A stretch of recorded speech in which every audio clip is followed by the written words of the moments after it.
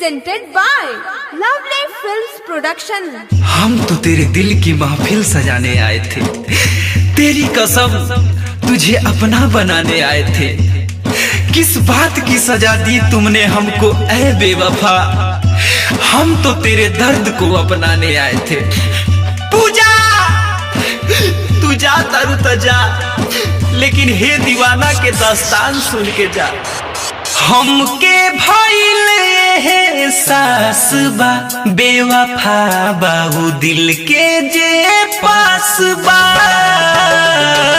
हमके भइल एहसास बा बेवफा बाबू दिल के जे पास बा।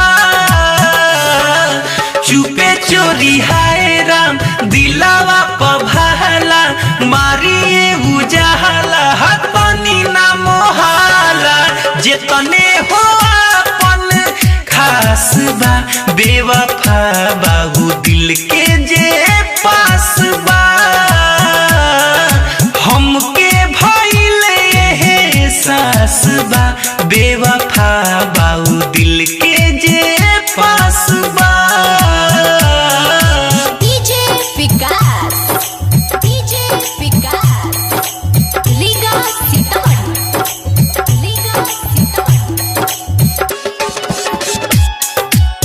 जो दिल में बस जाया करते हैं वही अक्सर दिल को तोड़ जाया करते हैं। कुछ लोग दर्द को बयां नहीं करते, बस चुपचाप बिखर जाया करते हैं, बिखर जाया करते हैं। दिलबर जानम दिलदार कहे हरदम, फिर काहे के हो जाले बेरहम।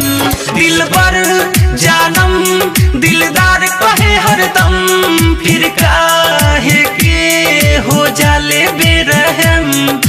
अपना बना के करेले पराया, झूठा हूँ के बाटे सब मोह माया।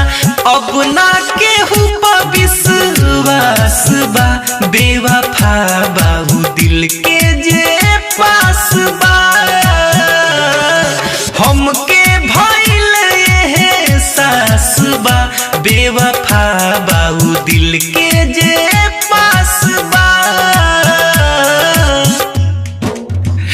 तेरे सिवा कोई मेरे जज्बात में नहीं, आंखों में नमी है जो बरसात में नहीं। पाने की कोशिश तो तुझे बहुत की, मगर तू एक लकीर है जो मेरे हाथ में नहीं, मेरे हाथ में नहीं। आप सुन रहे हैं अमित पटेल की आवाज में। पल पल हर पल जे याद आवेला, उहे मरलो के न बहद आवेला। पल पल हर पल जे याद आवेला, उहे मरलो के न बहद आवेला। जानती जे पहिले दुनिया के खेला, रहती अमित हो सबसे अकेला। अपने पायब नायास बा बेवफा बाबू दिल के